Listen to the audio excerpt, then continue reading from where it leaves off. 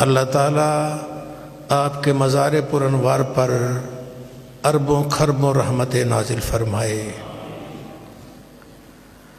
آپ کی زندگی بچپنا بڑا ہی نرالا تھا۔ بزرگ فرماتے ہیں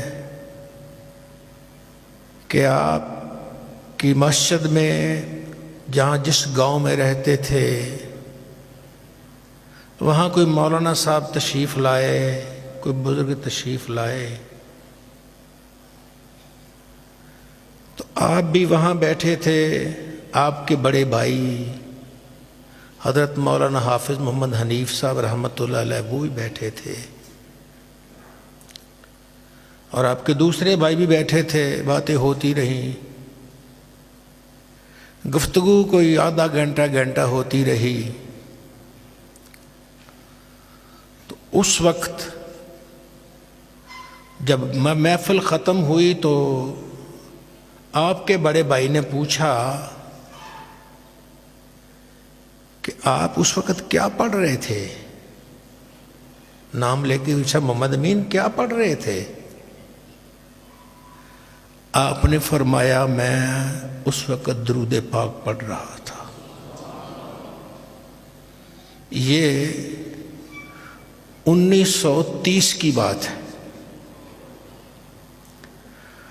اور اس وقت آپ کی عمر، بھائی کہتے ہیں کہ آپ کی عمر اس وقت 3 سال تھی، آپ کہتے ہیں نہیں میری 3 نہیں ہوگی، 3 سال کا تو بچہ پڑھ ہی نہیں سکتا، کم از کم 4 تو ہوگی۔ یہ آپ کو غلطی لگی، آپ ایسے ان سے کہا کرتے تھے۔ لیکن میں یہ کہتا ہوں کہ جو اللہ 4 سال کے بچے کو درود پاک کی توفیق دے سکتا ہے، وہ 3 سال کے بچے کو بھی درود پاک کی توفیق دے سکتا ہے۔ تو آپ کی زندگی میں شروع ہی سے درود پاک رچا بسا تھا۔ آپ عموماً ایک لفظ فرمایا کرتے تھے، جملہ ارشاد فرمایا کرتے تھے، عقیدہ اہل سنت، اس سے سر منہ انحراف نہیں۔ ہمارے اسلاف، ہمارے بزرگ جس لائن پہ چلتے رہے وہی حق لائن ہے، ولیوں والی لائن۔ جس عقیدے نظریے پر حضور غوث جیلانی رہے وہی عقیدہ صحیح ہے، جس پر حضرت داتا علی حجویری رہے وہی صحیح ہے، جس پر جنید بغدادی رہے وہی صحیح ہے، جس پر خواجہ معین الدین چشتی اجمیری رہے وہی صحیح ہے، جس پر خواجہ بہاؤالدین نقش بند رہے وہی صحیح ہے، حضرت مجدد الفسانی کا عقیدہ صحیح ہے، حضرت شہاب الدین سہروردی کا عقیدہ صحیح ہے، حضور خواجہ فرید الدین مسعود گنج شکر جنہیں بابا فرید کہتے ہیں ان کا عقیدہ، جو ان کا عقیدہ ہے اس سے بال برابر بھی انحراف نہیں۔ جو یہ کہتے رہے بس اس پر عمل، وہی نظریہ ہے۔ فرق کتنا ہے، علماء یہ عقیدہ، یہ چیزیں لیتے ہیں کتابوں سے، اللہ والے براہ راست مصطفیٰ کے سینہ سے لیتے ہیں۔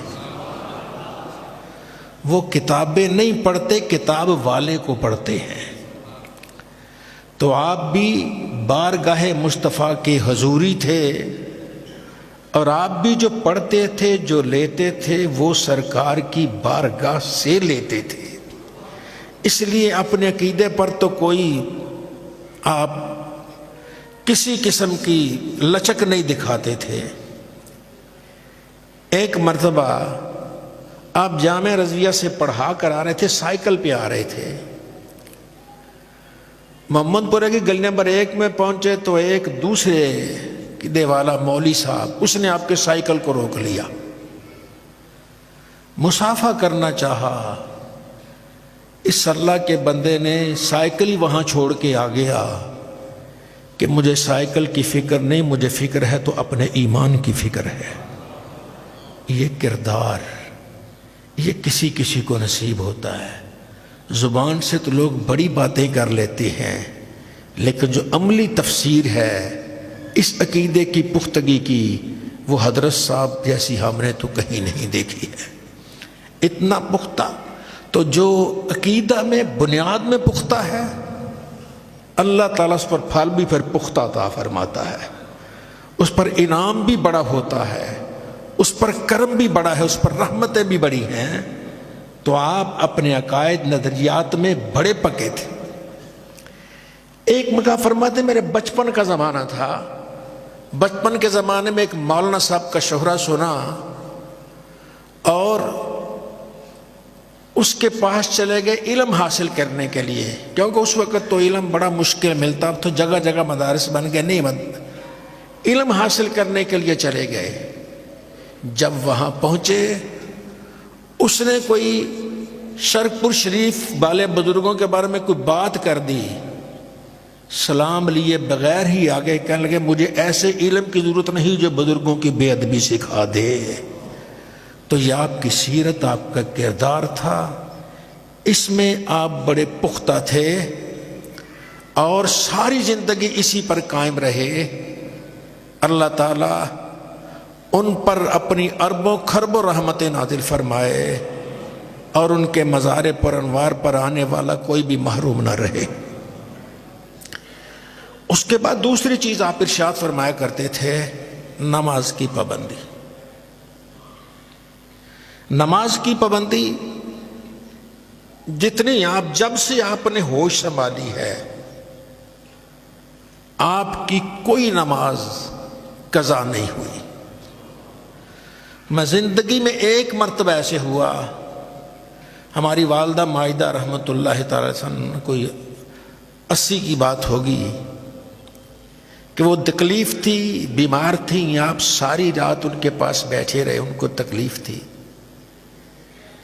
پھر فجر کی نماز ہوئی، سنتیں پڑھی، سنتیں پڑھنے کے بعد کہہ لیں گے میں تھوڑی کمر سیدھی کر لوں، آ کے کسی نے کہا جی جماعت رہ گئی۔ آپ نے اپنی کاپی پہ لکھا یہ میری زندگی کا سیاہ ترین دن ہے کہ جس دن میری جماعت با جماعت نماز جماعت کے ساتھ رہ گئی، وقت پہ نماز ادا ہو گئی لیکن جماعت کے ساتھ رہ گئی۔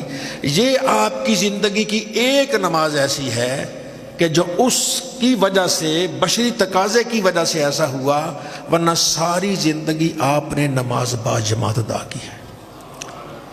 بیماری کی حالت میں بھی جب آپ چل پھر نہیں سکتے تھے، اس وقت بھی جماعت کا اہتمام کیا، اس وقت بھی 2-3 ساتھی ساتھ ہوتے تھے، ایک کو امام بنا دیتے تھے، دوسرے کو آپ اس کے پیچھے ساتھ کھڑا کر کے نماز پڑھ دیتے تھے۔ جب بیٹھا بھی نہیں جاتا تھا پھر بھی آپ لیٹے لیٹے نماز پڑھی ہے تو با جماعت پڑھی ہے۔ زندگی کی آخری نماز ہے وہ بھی آپ نے با جماعت ادا کی ہے۔ ایسا کون ہوگا؟ یہ لوگ اللہ تعالیٰ صدیوں بعد ہی پیدا فرماتا ہے۔ تو آپ نے ساری زندگی نماز کا اہتمام کیا، نماز کا اللہ تعالیٰ نے آپ کو بڑا ملکہ تفرے، بڑی ٹھہر ٹھہر کر ایسی نماز پڑھتے تھے۔ جوانی میں ہم دیکھتے تھے نماز پڑھتے ہیں تو نماز پڑھتے قربان ہونے کو جی چاہتا تھا، اس رنگ سے نماز پڑھتے تھے۔ پھر نماز میں تہجد کی نماز کبھی نہیں چھوٹی، ساری زندگی رات کے وقت اٹھ کر اللہ کو یاد کرتے۔ مجھے یاد ہے میں نے اسی گھر میں آنکھ کھولی کہ آپ سحری کے وقت اٹھ کر تہجد پڑھتے، تہجد پڑھنے کے بعد آپ دعا مانگتے، 20 منٹ سے لے کر آدھا گھنٹہ تک دعا ہوتی، کبھی 20 منٹ، کبھی 25 منٹ، کبھی آدھا گھنٹہ دعا ہوتی، اور دعا رو رو کے آنسو بہ رہے ہیں اور دعا روزانہ مانگی جا رہی ہے۔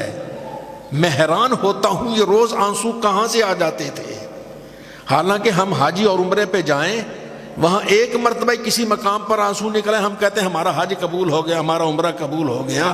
وہ روزانہ روتے رہتے تھے، اللہ کی بارگاہ میں روتے رہتے تھے، اور آپ کا آواز مبارک اتنا اعلیٰ تھا، اتنا سریلا تھا کہ مجھے یاد ہے کہ جب آپ مسجد میں نماز پڑھاتے تھے تو ایسا سناٹا چھا جاتا تھا، اور کبھی کبھی آپ اذان دیتے تھے، جوانی میں اذان دیتے تھے، پورے جہاں تک سپیکر کی آواز جاتی تھی، ہر جگہ خاموشی چھا جاتی تھی کہ کوئی اللہ والا اذان دے رہا ہے، لیکن رو رو کے آپ نے اپنا گلا تو خراب کر لیا، لیکن اللہ کی بارگاہ میں رونا نہیں چھوڑا، اللہ کی بارگاہ میں آنسو بہانے نہیں چھوڑے۔